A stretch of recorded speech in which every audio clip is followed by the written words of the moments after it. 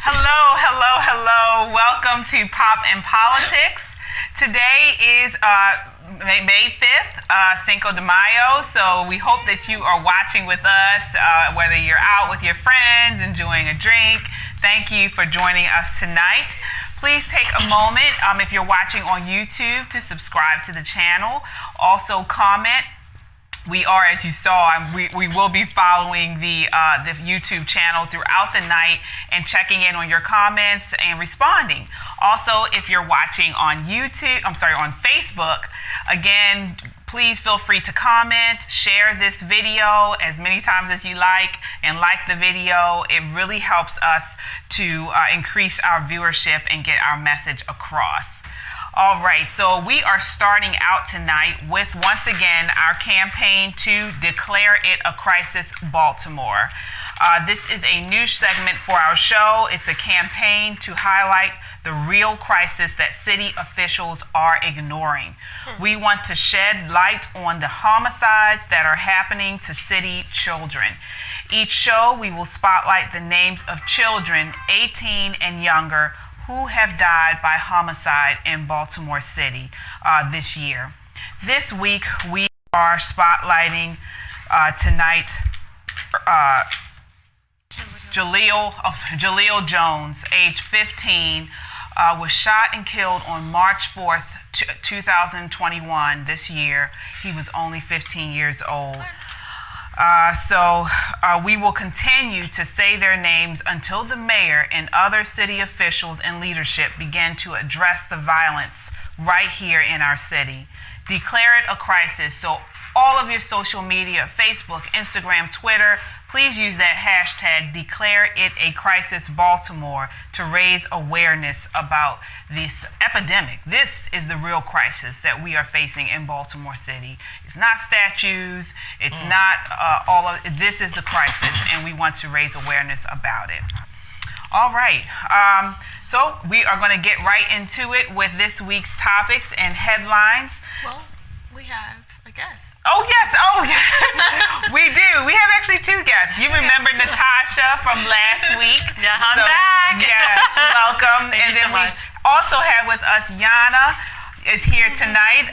She's filling in for Xandria. She's out, so Xandria will be back next week. But thank you so much. Thank you for having me. Thank you. Yes, we are excited. So we'll get right into it with the headlines. So we are starting out today with the response from Tim Scott to President Biden's address to Congress. So we are going to just really focus on the response from Tim Scott, because he took a lot of backlash, racial backlash, as a result to what his response was. So just want to go over, if I could, some of that backlash that he received after talking about Biden's address. One of the things right here in Maryland, we had a congressman, you all recall, did you guys see that? Congressman, actually it was a delegate, Maryland delegate Gabriel Acevero said that Tim Scott was naive and cooning. Yes. We had Texas Democrat Gary O'Connor, he was the chair of the Lamar County Democratic Party in Texas, called him an Oreo. Sonny Hostin from The View also said that he was chosen because he's black, and said she was disappointed he did not condemn America as a racist country. So did you guys get a chance to watch that? Yeah. What did you guys think? Yes. So I did watch Tim Scott's response. Overall, I thought it was a great response. I would have liked to have seen him be a little more forceful in his delivery. However, the insidious, bigoted comments that came from elected representatives is, to put it as we say, beyond the pale. It is disgusting that sitting congressmen, elected officials on taxpayers' dimes can get away with calling another representative an Oreo or a coon. Racial slurs. Racial slurs. Yes. Racial And slurs. these people get away with this. I know why, but I don't know why. But it needs to stop.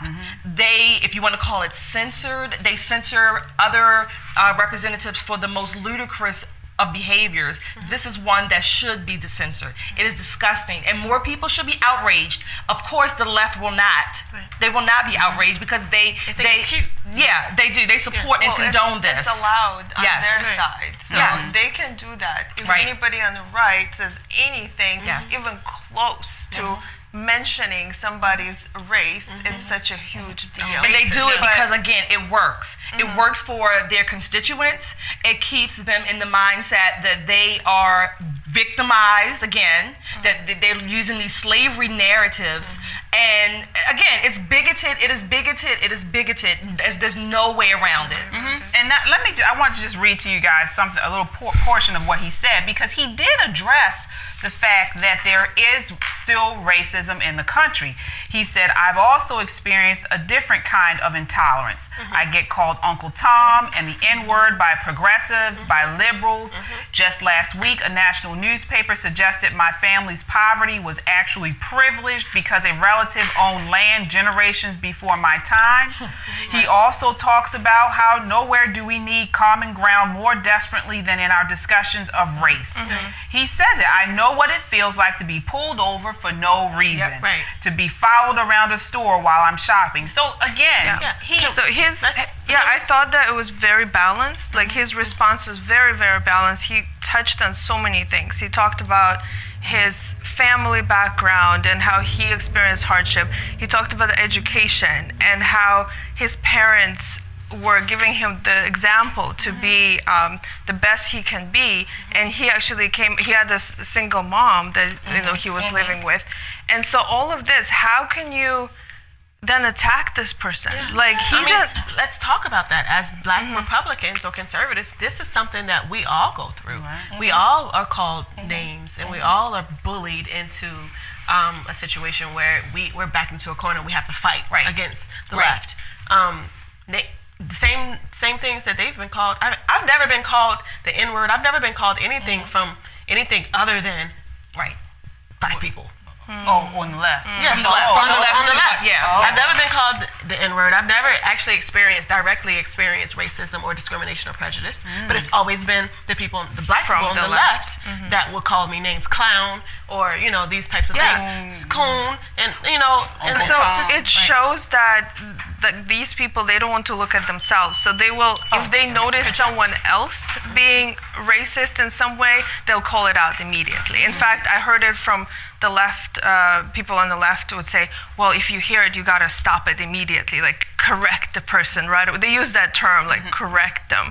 But then when it comes from them, it's totally allowed. It's the same old game, this heads I win, tails you lose. Because had they had a white Republican, then they would have made the claim that, you don't have Black people. So it's a no-win situation no matter what. Again, those people are still bigoted. The Democrat Party, the party of slavery and Jim Crow and the KKK, they get away with this, and it is infuriating. It is infuriating. When you look up the word bigotry, it's actually the left who are actually the bigots. Because they don't want to accept a different opinion. Exactly. And the way it looks to me, like you mentioned the Democrat Party of the party of slavery, and how they want to see Black people one way.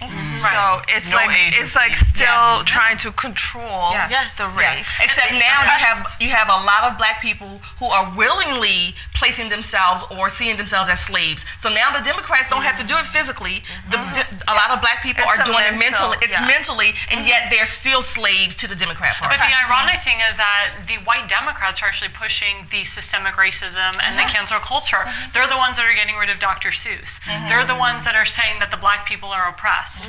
So it's just so ironic what is going on. What I do like about what Senator Tim Scott did is he actually was real with the American people and told his story. And I actually want to educate more Republicans on this who are running or who are elected officials to be more real with the American people, to tell us your background. And that's why people love President Trump, because he was very real and he was very open, and he was an open book to everybody. And I really do commend Senator Tim Scott for that. He just opened up a new dialogue for conservatives to show that it's okay to share your life struggles and your life's experience. Absolutely. And this jump back into systemic racism, I want to share with you guys the actual definition given by the United Nations Human Rights Office. Basically, it says it's an infrastructure of rulings, ordinances, or statutes promulgated by a sovereign government or authoritative entity, whereas such ordinances and statutes entitles one ethnic group in a society certain rights and privileges, while denying other groups in that society these same rights and privileges because of long established cultural prejudice, religious fears, myths, and xenophobias held by the entitled group. Right.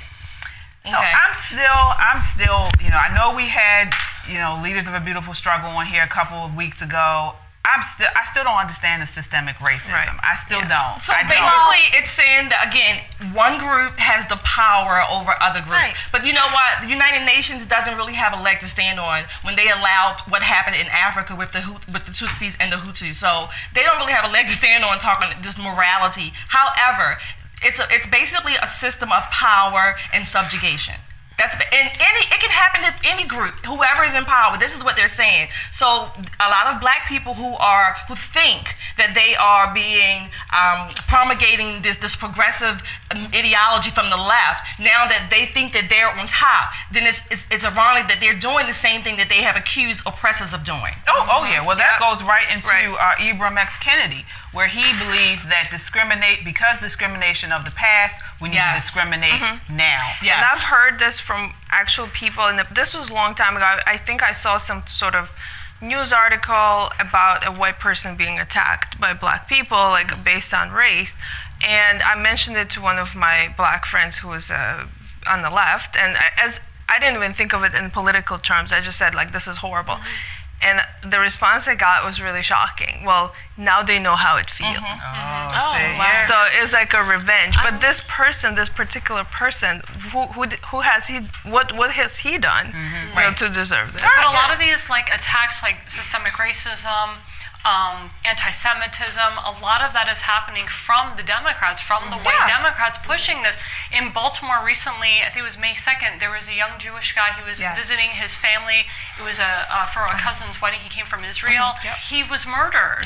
He was murdered. Friedman, that's his name, by 4 people that were spewing out anti-Semitic slurs at him.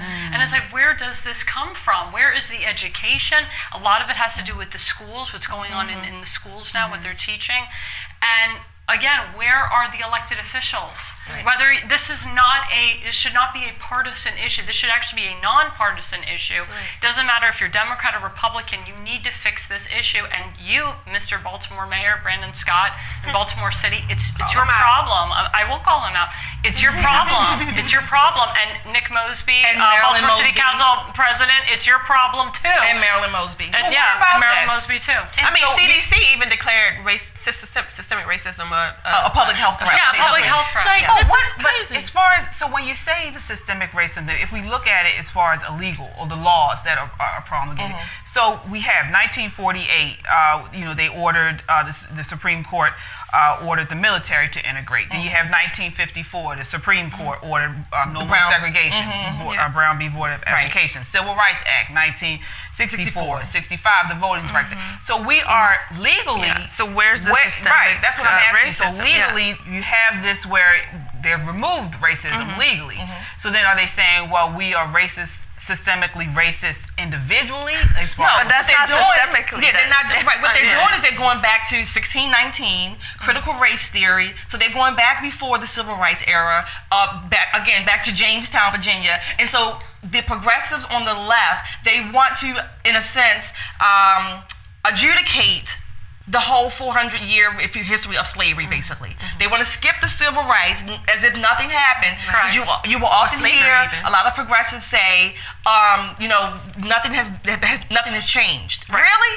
You live in the freest country in the world. The freest country, nothing has changed. If you want to talk about systemic racism, let's talk about 46 in the 1994 crime bill. Like we can go there. And what they're actually doing, they are creating systemic racism. Yes. Right.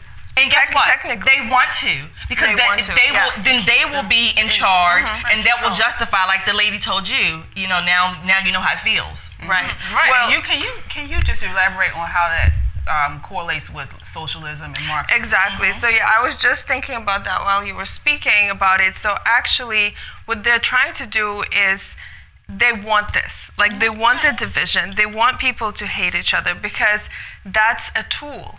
And so people who are at the top, like, who are really in charge, they know there's no systemic racism. They know that they're just creating this division. And it's always been used by Marxists. And that's been used over and over, and people who do not study history, they do not know this. So even back in the Soviet Union, they will bring up America and what happened in America during the civil rights, and to tell people in the Soviet Union that, look, like our country is so much better, and like look what's going on in America. And so they're using the minorities. And Marxism does that, because within Marxism, if you follow the progression of it, there's always a revolution. There has to be a revolution. So that's what they're actually pushing towards. They do not want people to talk, to discuss these issues. They actually want us to separate. And during the last show, you mentioned something that actually what happened to me. Right. Yes. This is what we were talking about last week. And this was like back in 2016. It was really shocking when I was at a job, and it was an education actually company. And the boss, she told a group of women, there were about maybe 9 or 10 of us, and she said, well, we have affinity groups in our company, and we have 2 affinity groups, women of color and those who identify as white. I looked at her like, oh, that was you. Oh my God. And back then, I wasn't really following what's going on, like in politics as much. I was just shocked. I was like, I don't live my life like that. Like, it's just not my experience. From Russia? I'm originally from Russia, but I've been here since 1998. And I became a citizen in 2006. Legally. This is the process, everybody. Thank you. And it's been a process, really, like a mental process as well, like becoming an American. And actually reading a lot of, I'll get back to my story in a second, but reading a lot of African American authors actually taught me a lot about what America was and can be. But in terms of that story,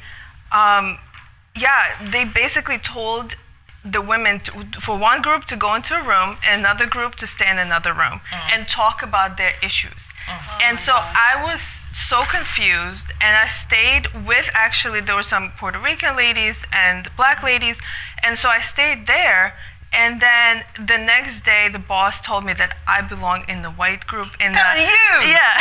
Gonna tell you? Yeah, because based on how I look. Yeah. Even now, I thought, okay, I'm an immigrant. Do I have? And they always bring up, well, people have certain experiences that we may not understand. Okay, do I really understand the experience of a person who was born here? Like, it's not really the same. Yeah. So, and that was ridiculous. So I didn't. It's interesting as a Russian, because I would assume that, ignorantly speaking, I would assume that Russians are predominantly, fair-skinned, and so for you to not even identify, but for you to relate to and study the African American experience or the Black experience, right, from your perspective, that's quite interesting, and you would want to be with, choose what affinity group you want to. Well, I wasn't really choosing. It was more like you don't know whether you were volunteering. I'm like, I don't even want to move. Like, can I just stay right here? So the white ladies got up and left, and I was like, okay, you go ahead. But with the history, what was interesting is because in school we don't learn history in this country, American history as well as we should, and.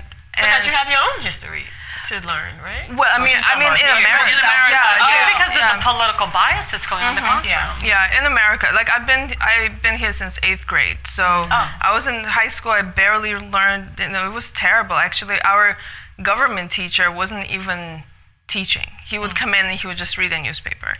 But then later, But then later I realized that I don't know much about African American history, and people would talk about it. And most African Americans don't know much about African American history. Number one, they're not African, so they don't. Maybe they may not even be able to point out where Africa is on a map. I don't know. But they're not African, so they don't know the history most of the time. Yeah. I mean, history in they'll general. wear dashiki. They'll wear the garb. Yeah, and he had African Dad shirt. Yeah. Right. In February, they're lit. Right. So, when somebody tells me, like, well, you don't know the history, I go back and I learn. I'm like, okay, let me read this. So I read Booker T. Washington, my favorite person in the world. I mean, and the thing is, even during his time, he was being shut down for his messages because he had a practical message to people who became to work free, and be educated. Right. Yes. Yeah. To become educated, to become financially independent, and to have a skill, and to have a skill or trade. Yeah. And so, going back to the topic now, Kamala, whatever her name is, she's saying America is not racist. Right. She said it. There's another. Someone else who said it too. She said it's not. There were two. It's not. Yeah, racist. she came out. She came out. No one gave her any flack. Tim Scott said that America was not a racist country, and then he but she said he was naive. She did say that there are things or whatever that America has to grow from, but that is not a racist country. That's a given. Every society has things that they can improve or grow from. It does not mean carte blanche that America is a racist country. All of these people who are saying America is a racist country, it really behooves me because they are some of the people who have succeeded at the greatest levels of our society. Yet they have been trained to have this, I call it neurotic belief, and to hate the country in which they have prospered. Well, one thing is they're pushing this equity. So this is the buzzword, equity everywhere. And so now it's made to say it's racist if the outcome is unequal. Yeah. And so that it doesn't make sense. If you split the room in half and you have all types of people, different ethnicities, some people are going to excel at something, certain groups are going to excel, certain groups are and not. That's in every country. If anything, it's a class of elitists. Right. But now it's sad when you go to apply for a job, they ask you what your color is, what's your race, and now people have to think about it. Who had to think about it, And that I have to worry, like, for example, like I consider myself Caucasian, so I have to worry if I'm writing Caucasian, am I not going to get that job because I clicked Caucasian? Honestly, it's very possible that you won't. Right. But it shouldn't be that way. It should not be. I always thought about this when they asked this question because basically when I click Caucasian or white, they assume that I have privilege. Right, I have, rich parents, Yes. I live in a mansion. I'm an immigrant. Right. Like my mom came here with $30 of her own and $200 that she borrowed from a friend. That's all she had when she came to this country. And that's interesting because to hear another perspective, because I wouldn't have never known that Caucasian people actually have what is it called? Fear. Yeah, fear Yeah, checking the boxes. Yeah. We have a fear checking the boxes. We think we're I don't check them. I write in my own. I'm just saying that's you, but American. Yeah. That's what I write. We have a fear of checking the boxes. We're like, we're not gonna get a job because we're black. But that's crazy. Yeah, because of Coca-Cola Right. and all these different companies now, they say in the training you have to say you're less white. You go to an Ulta store now, that's one of the biggest things. Black Lives Matter did that. Yeah, that exactly. And even teachers, there's videos now where teachers have to stand up and say, "I denounce my white privilege." What? Yeah. I that's still a new remember Barack Obama's words when he was nominated, or that he gave that speech on the mall. I remember his words. We are 5 days away from a fundamental transformation of the United States of America, and this is part of that fundamental transformation. Right. Well, again, we're still basing it on race, and so what I think about is, now we're saying, well, not we, but society is saying it's wrong to be white. Correct. So then, when they told us it was wrong to be black, what did we do? We revolted. We revolted. Right. So now it can be a backlash. Right. It could be a backlash, and it's just starting this. It's a race war. And that's what they want. I don't. I'm trying to be politically correct, but y'all Don't be be, sometimes. That's why I understand when white people have their own pride, because white pride. White pride. I understand it because we have black pride, white pride. What's wrong with having white pride? I don't have pride about skin color or anybody's, including my own. I mean, it's just I mean, I just don't. Pride. I think that is so. I think it's stupid just to be proud because whatever skin color. Okay, your skin color is what it is. What the hell is there to be proud about as far as that? I have. But I know what you're saying. Okay, I know what you're saying because it's a psychological thing. So if you keep pushing against a certain race, and eventually they start feeling marginalized, and what happens actually, like I had to take conflict analysis classes, and they really explain this. So when you begin to separate the groups, they become tighter. So the groups come, people come closer together, and so they stop interacting with the other group, and so they have this stronger and stronger group identity. And that's based on cultural differences, because I mean, to be honest, there are cultural differences, but like we're having this conversation now, we just have to sit down and talk about it and just lay everything out on the table so that we can understand it. I mean, there are cultural differences, but there are human there's similarities. There's similarities, but I guess for me, it doesn't make a difference to me. I don't care what people's skin color, whatever. They have no control over it. I had no control over mine. And I'm not spending my time sitting down, let's just say, I'll just use you and Natasha here for just a moment. I'm not spending my time sitting down with a white person. Oh, what are your cultural differences? And what are your struggles? I don't care. I mean, I care if we are friends and to talk about it, but that's not why I want to get to know you or vice versa. Exactly. I recognize it. So, and I think that's the difference. I think that it's okay to recognize it. I'm not one of these people that say we're colorblind society, and it's. I recognize it, and I think there's value in the cultural differences. Not so much the skin color, but what each person brings as far as their cultural. That's something positive, like a multicultural. That's something but that's not the only thing about it. Right. Exactly. Because I can identify with you as a mother. Exactly. But for them, it's like the first thing that they see, which is racism. Yeah. That's the first thing that you see. And I've asked myself this for years: who decides that our skin color is the most important? Who gets this quote unquote this group of elites, progressives, whomever they are, this nefarious, hegemonic people in control? They get to decide. So then, why would they do that? Because who does it benefit to do that? It doesn't benefit us as the people. No. And I asked those who want to divide us. What is white supremacy, and does it exist? I asked that on my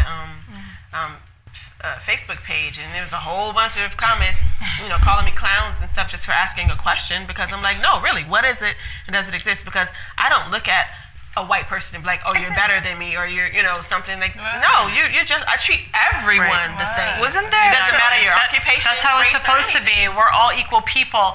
And that's why a lot of people come to America, because they want to assimilate to different cultures and different way of life. And that's how America is unique, because all of us have come from other places in one way or another. But go ahead. No, I mean, I understand that, but like in terms of people who I guess weren't from this land and all that, so we have to make it work. We have no other choice. Exactly. And if these people actually traveled around the world and saw how xenophobic people are in other parts of the world, I'm not even criticizing that. That's their right. If they want to be proud of their particular, it's tribalism. Let them, but that's how it is. So but America is the only country that can actually have this kind of bland. But also the people that are screaming, racism, look at the other people they surround themselves with. They're surrounding themselves with racists also, and white supremacists, and I hate to say it, terrorist organizations. They really are, especially in our government and in our the Biden administration right now. And a lot of those people are not worldly. Even the young millennials that are brainwashed, they have not traveled outside of their basement, so to speak. They really haven't. They've just stayed in their basements for years, and they're not cultural at all. They're not open-minded. So that's kind of like what we have to focus on and really realize, why are these people saying these things? Oh, they're just so close-minded, and it's also the other people that they're surrounding themselves with them. Yes, exactly. We have to move on from there. On that note, we will move on to here back in Baltimore City with the last 100 days in Baltimore City. So what do you have for us, Shelly? Okay, unfortunately, Baltimore has celebrated its first 100 days with about 108 murders. It's sobering to even just hear yourself say that. Because behind every one of these statistics, there is a human body that has now been laid to rest. So we have not only that person who's been victimized, but the families, the friends, the loved ones, the community in a sense. But a few things. 108 murders so far in 2021. We're only at May 5th, right? Just in the last 5 days of May, I think we've had 7 murders, if I'm not mistaken. So those 7 of those 108 happened within the first 5 days of May. Well, it's going to get even more. Yeah, right. It gets warmer. According to WMAR, in April, there were 28 homicides and 40 non-fatal shootings. And I guess we need to give thanks to shock trauma, Johns Hopkins, University of Maryland, Mercy. Some people will call these employers, that they are usurping the city and taking over. But thank God for these medical institutions, because we would have more people who are dead. And this is not even just including the shootings, the number of shootings that we've had. So that's just if I could just jump in. Why isn't this on every TV screen? Why isn't this making national news? We're talking about the police, even local, which is a small percentage, but people are out here dying, children, women, and it's not even talking about it. So is it a concentrated area? Like, do they break it down by neighborhoods? I didn't have that. There are some data on the Baltimore Police Department's website. You can see some of the pockets, if you will. But to your question, one of the reasons this is not on national news is because we have this political grandstanding, what I call, between the mayor, the governor, and our state's attorney, Marilyn Mosby. So as recently as today, or the last 24 hours at least, Governor Hogan said that the crime in Baltimore, the violent crime, was unacceptable, to use Mayor Scott's words, that he loves to use that word, unacceptable. And the governor also said, I want to help the city. There are resources. Let's talk. Instead of the mayor and the state's attorney saying, we need help. They get on Twitter and have this little retort, basically saying that the governor is using this as a political opportunity. People to the facts. Baltimoreans are dying. We're being slaughtered, literally slaughtered every day. And we have people like Mayor Scott and Marilyn Mosby who have 24/7 executive police protection. Okay, they are virtually exempt. With the police that they want to defund, protecting them. So tell me about the equity or the equality in that. More Baltimoreans, number one, should be outraged and in an uproar at this. You should be dialing, calling, email, whomever, every state, federal, if you will, delegation, the city. They need to hear from us. Our family members are the ones dying. Okay, that's number, I don't know what number that is, 25. And then they try to censor because, Shelly, you tried to post on Mayor Brandon Scott's page, and you were censored. So I was censored, blocked out, maybe for about an hour, maybe 30 minutes on Mayor Scott's and Marilyn Mosby's page. I couldn't post or comments or anything. And then about 30 minutes or so later, I was able to re-comment or have some more comments. But they don't want to hear about that. No, they don't want to hear about that. They only want to hear about statues. Correct. Racist statues. Get rid of the statues. And we said this before. Marilyn Mosby was sworn in on in 2015 as the 25th state's attorney for Baltimore City. Every year that she has been in office, we have had 300 plus murders. Nothing below 300. Okay, it is infuriating. It is heart-wrenching that Baltimoreans are dying, and I'm even angry, if you will, at again Baltimoreans who on social media, when I post things like this, and I mean maybe you all have too, you get the silliest comments, excuses. So Melvin Young Jr. says the reason why it's not all over the news is because it wasn't a white cop killed him. It's black cop, black on black crime, and Black Lives Matter don't care about that. That's true. Like if it doesn't fit their agenda, and their narrative. Last week I joined in on one of Marilyn Mosby's. She was doing some public, public forums talking about her policy, why she's not prosecuting what she calls the low-level crimes. And if you, but if you guys, I think she has about 2 or 3 more coming up. Please log in if you are a city resident and question ask questions. So that's what they depend on us. They depend on us not to ask questions. She's telling her success with this permanent plan now that she implemented during 2020 last year during the scamdemic. And so now she is talking about, she's not prosecuting these crimes. There's much confusion. A lot of the people who did call in, there's some confusion about, are the police going to prosecute and arrest these people who may be doing drug activity in front of my home or in the playground? One of her responses was, towards the end, that police are killing, black people are dying. What? Yeah, black people are dying from police, and so we need to change these, again, going back to this 1619 CRT narrative. My comment on that post... Wait. Yeah, wait a minute now. See what I'm saying? Let me understand this. So we have 108 people, 108 murders in Baltimore City. We haven't had a police shooting in Baltimore City since 2013, 15?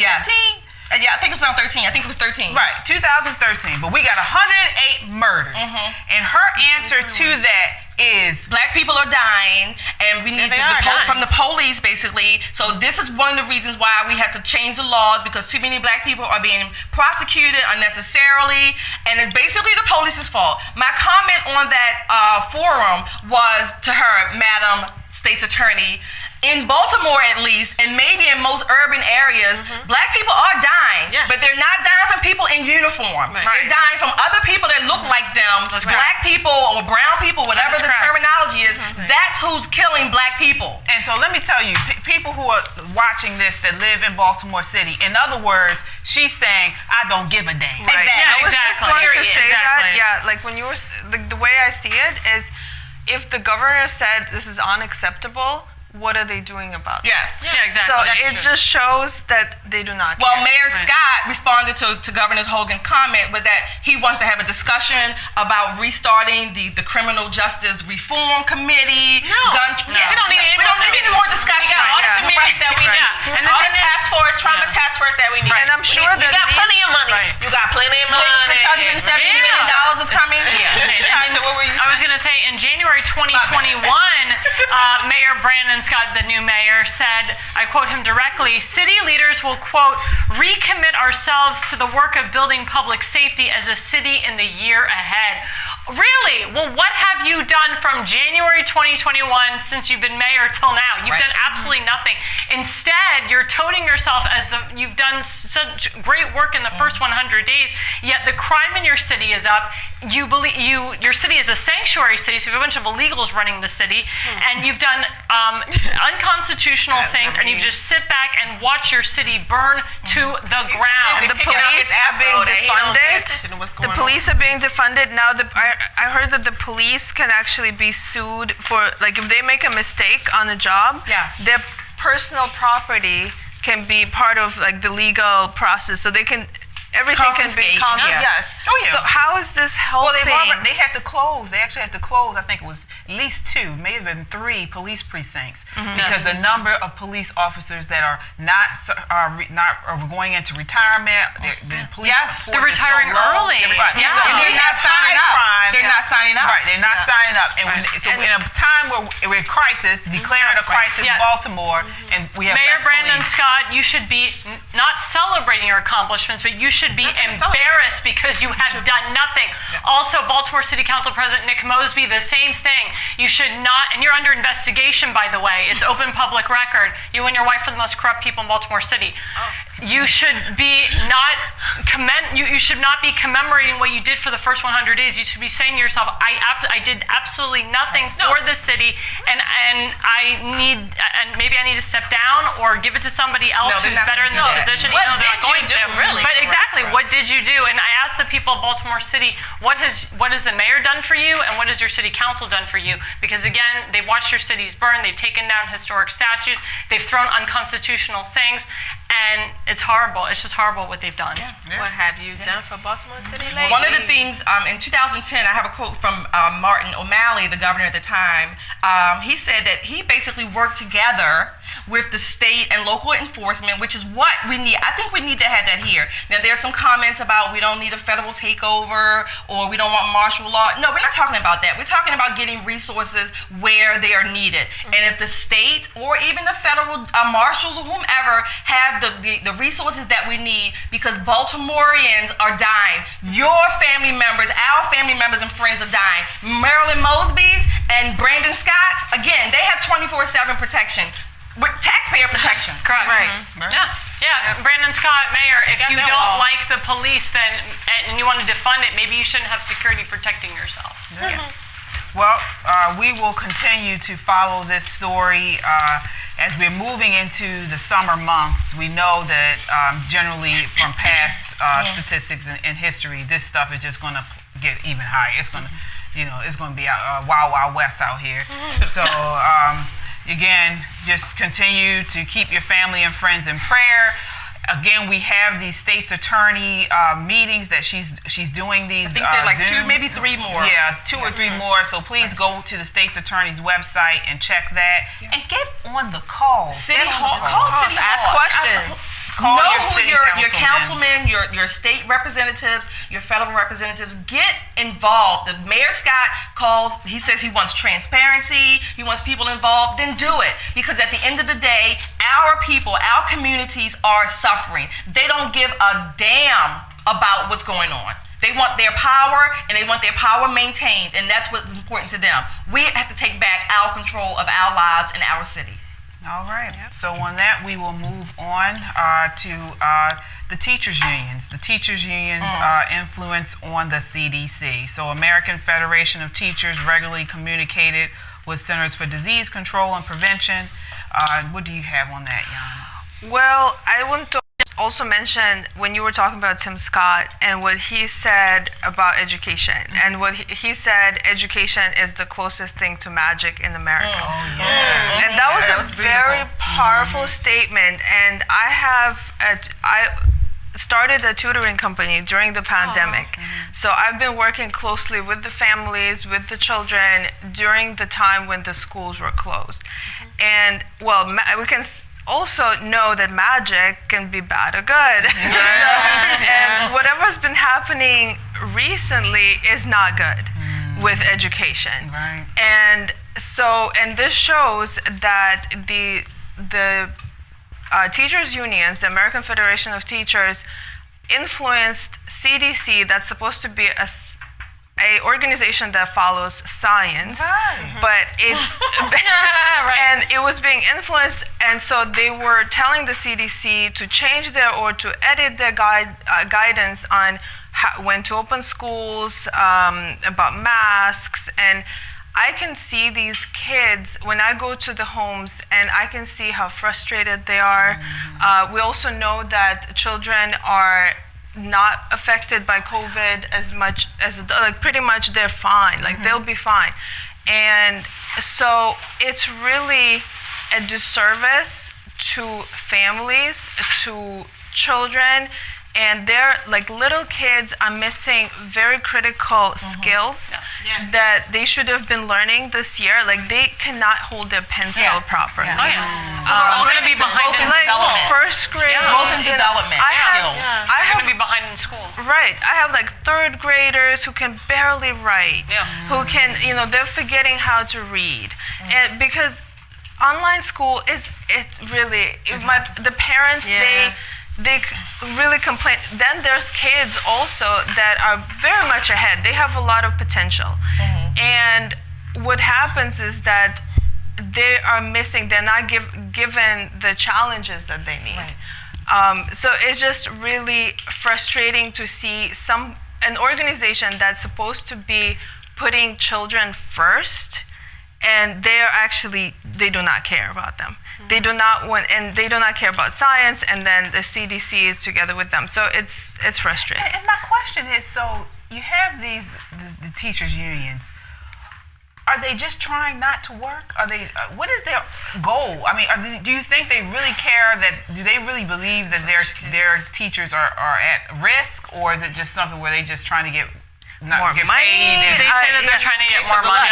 Yeah, they're saying that the teachers are trying to get more money, and that's why they're pushing this. Yeah, I actually had a client. I had a client this week. I was on the phone with somebody, and he was a teacher, and so he was at the gym. Okay, so he's not somebody that's like concerned about COVID, and he was just like, and I was trying to schedule an appointment with him, and he said, he was like, oh, I don't know if I'm going to be able to do it now. My what do you call it? Administrator is trying to get us back in school 2 hours a week. 2 hours a week. He's like, that's he said, this was out of state. It wasn't here. He was like, my administrator is trying to get us back in school for 2 hours a week, and he was making it was like a big deal. So he's like being lazy. Yes. But they were saying that the parents have suspected unions of utilizing the pandemic as a way to bargain for increased pay and benefits. Yeah. So that's insane. Yeah. And so they're not putting kids first. And even in the past, I've noticed that unions really didn't care about students because, for example, this was a while ago, but we were asking some teachers how have they implemented parents to be more involved in school. And so they asked parents to come in and volunteer in the school activities, and many parents did, and that was great. And it brings families together, brings kids and teachers and families all in one place. There was, in this particular, district, unions blocked it because they said, well, they're taking our time. Like you should be using us and pay us to be with these kids, and don't use volunteers. Unions, like a lot of politicians, are in business to sustain unions. They're not in business to help children. They are there to really reproduce themselves as a union, as the group that has the power. And again, it's a communist organization. Anything that's a union and where it's a group mentality, it's socialist, Marxist, communist organization. Particularly when it's a publicly funded organization. Exactly. Public unions, they claim to work in the best interest of whoever they're representative that they're representing, but it doesn't work that way. It doesn't work. Well, the fact that the teachers' unions are having more clout over the CDC, it's like the CDC has to bow down now to the teachers' unions, which is insane. Another Governor Ron DeSantis, who's a very popular governor in Florida, he signed an executive order recently, which gets implemented in July 1st, that no more mask wearing in public settings, which means public schools. So what did the teachers' union say? We're going to go against the governor. We don't like what he has to say, because if, God forbid, there's a second strain of COVID, it's on him. But what people don't understand is that, especially in the state of Florida, the teachers were actually the priority in terms of getting the vaccine. Teachers have already been vaccinated. There is no stats right now that the students that have come back into the schools, especially in Florida, they started their school year the right way in August. That's their normal school year in August. That there's been no stats that any teacher has gotten COVID with students coming back, and also they all had access to getting the vaccine before and during and after the school year now of getting the vaccine. And see, so it's tells you insane. right there. Look at the news. So you would think that, Florida has been like They're the pandemic. It's been like a perfect time to look at that state and see what they're doing. Correct. The schools have been open. They've been open. Everything's been open. And instead Texas too. And South Dakota too. And instead of looking into this, South Dakota? they totally disregard it. Right, because it doesn't fit the narrative. And I feel bad also for teachers who are trying to do the right thing. Like, for example, when I was researching this, I found that there was a track coach, a high school track coach in New Hampshire, who got fired because he said he didn't want the athletes to wear masks while running.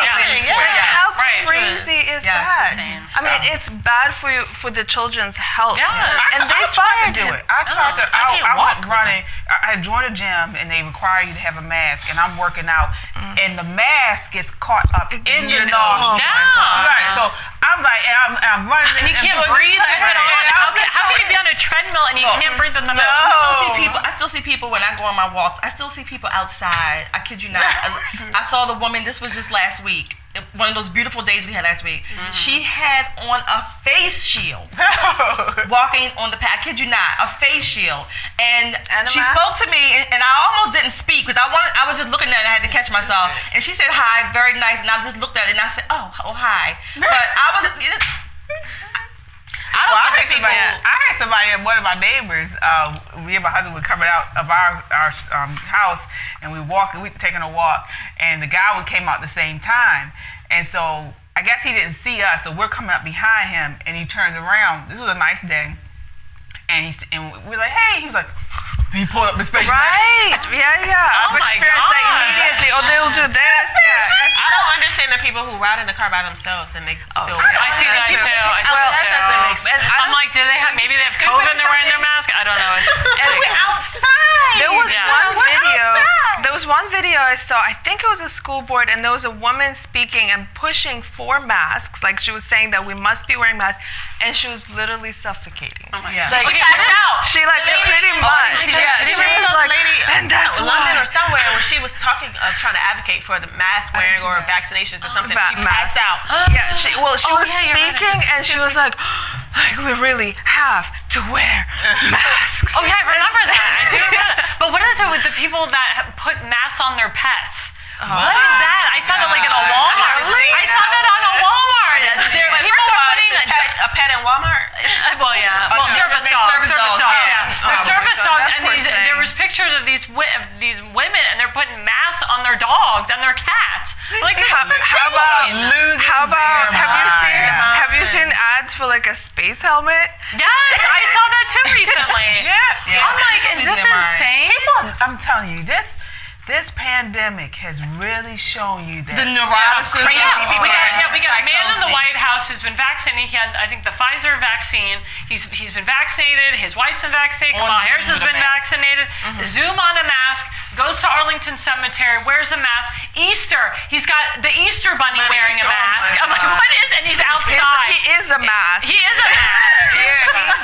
Where has he been? Like, I mean, he's so. But he just recently took a picture with the former president Jimmy Carter and Jimmy Carter's wife With no mask. Because then they come outside and put the mask on. Exactly. Yeah, and that was odd because they were all they look so small. They were like so. I think that it was photoshopped. I honestly think it was photoshopped. It was weird. Pictures were on the wall, and they were so much. It was weird.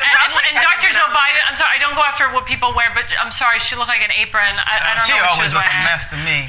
Well, but that also brings up a question about the vaccine. Does it work? Yeah. Does it work? Some people have gotten it, even still that they've got if COVID. you're vaccinated and let's just say let's just say it does work.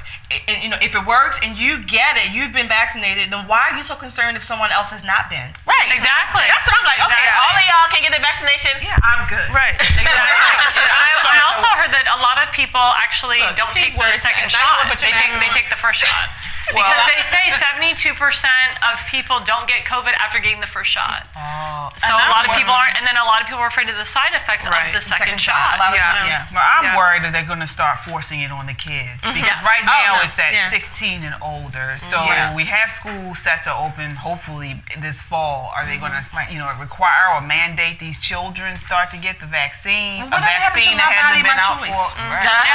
That's convenient. So that's scary. I'm scared about the COVID-19 vaccine passports that a lot of these Democratic governors want to push. Joe Biden, of course, wants to push it. Yeah, for that's travel. very scary. And for travel. Joe Biden, 46, said this was during the Obama administration when we had the that flu, and I can't remember the name of it. But he's H1N1. Yeah, he said that, quote, he was not. Paraphrase, I should say, that he wouldn't fly anywhere. He wouldn't be anywhere in closed doors. So that was 8 years ago. So his fear has only increased. Correct. So, And he and Obama did absolutely nothing to help with that at all. Well, look at the. I mean, if you think about it, okay, so Biden has been in office for what? Forever. It feels like it, right? As far as being president for 5 months. Yes. Okay, what has he really done? As far as the vaccine, this is all because of President But he Trump.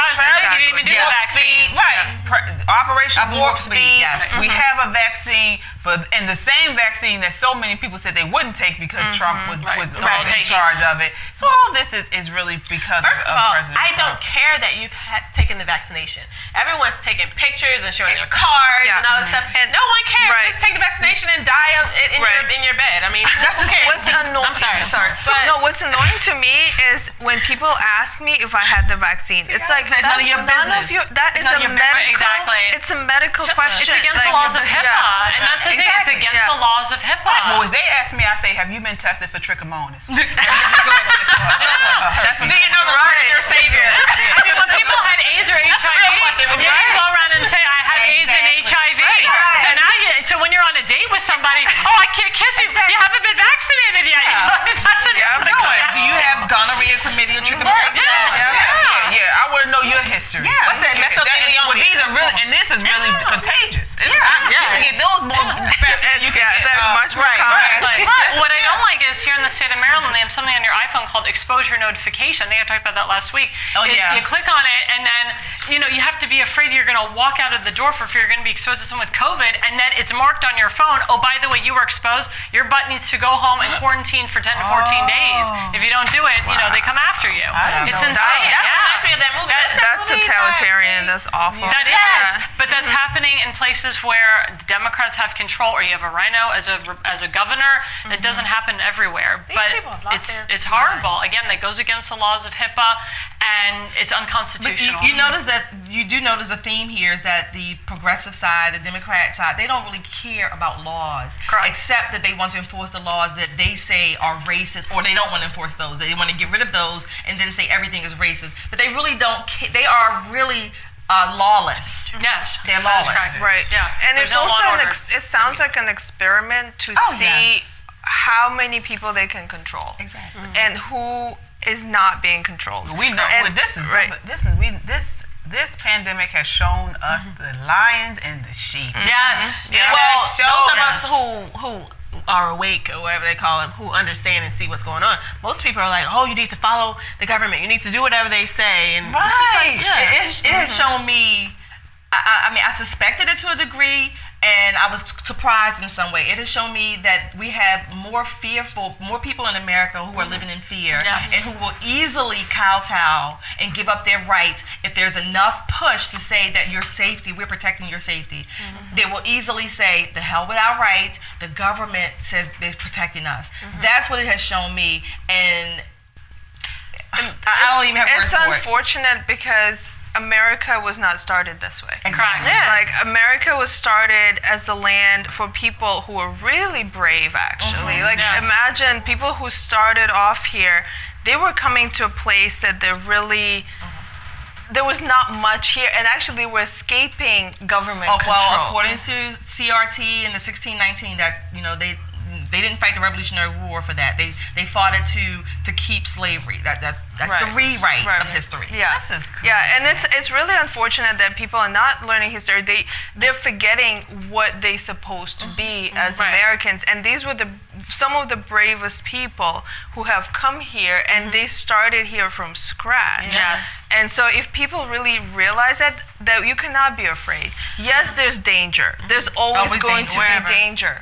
So, and it makes you stronger. The more challenges you go through, the stronger you are, physically and mentally. Well, that's what I was always taught. It's when we were taught. My mom was taught that. But now we have this new wave people, this progressive, that's thinking in everything, and is making excuses, and they're saying, well, I'm this way, so I can't get this and I can't get that. I wasn't raised that way. I think it's the Native Americans, or the ones who were born here, just whatever generation past 25, 30, 50 years, they can't appreciate, they don't appreciate this stuff. So someone who's an immigrant who came here and got their citizenship here, you appreciate it a bit more, and you can see it for what it is a bit more. For us, we just like, that's true, but at the same time, for me, it took actually learning American history Right, and knowing who came before me and who was here. Paved the way. So, for example, when I mentioned the African American history, as an immigrant, I thought, oh my gosh, like, why wasn't I reading this in high school? Because as immigrants, we come here, we're lost. We don't know where we belong. But then when you see people, African or Black people in the past who have overcome so much. It's like, well, I can do that too. Like they've had much greater challenges. Yeah, much greater. And especially for other Black people to read that and to be inspired. And that's what I always talk about to the students is role models. And that's what we're missing. Well, not that they don't exist, is that we're not being shown that. We have Biden who's allowing all these illegals to come in here, and he's giving them $15,000, and he's giving them jobs, and he's putting illegals ahead of legals. It hurts people like yourself that came here and you actually worked for it. And these people will not become Americans. I'm Right. sorry. No, they like, won't. They will No. not be able to appreciate Well, what I mean is that they will not read the history. They will not appreciate. They But will they become citizens. They won't become citizens. They'll say, you're saying they won't become citizens. like No, well, they won't want to in be. their heart. Right. They That's will what you not. mean, in their heart, not But I'm right. saying they won't anyway because Biden is allowing them just to come in here. But they're trying to eventually change the whole immigration system where they're going to just let them come in. Right. Yeah. Just let them come in. You can stay illegal. You can be in illegal. You can make more money than the average American and not assimilate to the way of life. We will cater to your language. You know, they're talking about making Spanish the national language of the United States of America. I mean, But that's not an what it's about. interesting point actually in terms of Spanish, and that came to my mind some time ago because I also taught English as a second language to immigrants, and one group particularly that struggled the most were the Hispanic Americans with English. They want to learn. Many of them do want to learn. But they're in the environment where they're completely surrounded by Spanish. Exactly. They don't. They're not pushed. You know. Well, you go to by Miami, the Florida. society. All they do is speak Spanish. But what happens? So it really dawned on me. Well, and many of them, like my students, express they want to advance in life. They want to do better, you know, economically. But because they're in that perpetual, you know, kind of like lower class because they don't speak English, they can't even get better jobs. So it almost sounds like a conspiracy of some sort. It does. That to keep people at a lower class level. Like let's preserve that by giving them, you know, everything's in Spanish. You know, you can. It's easy for you. I heard a quote, and I can't remember who. I know it did not originate with me. So it's a quote or a paraphrase, and basically it said, and it was so enlightening when I heard it, that we are born, you know, in a dependent mindset. We're born, in a sense, as socialists. We have to be taught freedom. Right. Yeah. Freedom has to be taught. The natural state is for us to be To rely on someone, to look for security, to be secure and safe. We have to be untaught that and be taught what freedom and liberty really means and how it looks. I don't know if I can agree with that just from having children because I think we're born free. We're taught to be limited in our perspectives because I mean just with children don't care about your color. Children don't care about you know, but race. I can see both ways. But I can see a point that it's kind of like a unconscious thing, like sort of like the unconscious brain that we have, like the primordial brain. That we kind of like want to feel safe and secure and always like run to safety. But then what you were saying is that children, they are actually.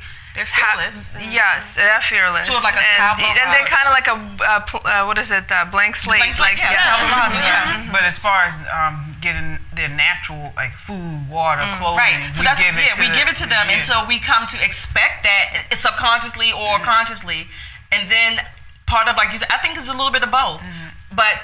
To learn the values of what freedom really mean and how liberty is played out, that is a conscious teaching of our children, of our next generation. Correct. All right. Well, on that note, we are at the end of our time. All right. One thing I want to let our audience know, we have a party coming up. So we have a party coming up. We want you to come out with us. It's a party, and then it's also a live show. So we will have a live audience with us May 26th. So that is, I think, about 2 or 3 weeks from now, starting at 6 o'clock. At the Lansdowne in Haleford, Maryland. So if you are here in Maryland or in Baltimore area, please come out. We would love to meet you all who comment, who watch us every week. Come out and drink and eat, and then you'll watch a live show. So you'll be right there watching it. So if you want more information, please go to our Facebook page. It was also posted on the screen for ticketing information. You can also go to Eventbrite and do a search for Pop and Politics, and you should be able to pull us up there. Speaking of pop and politics, today is Cinco de Mayo.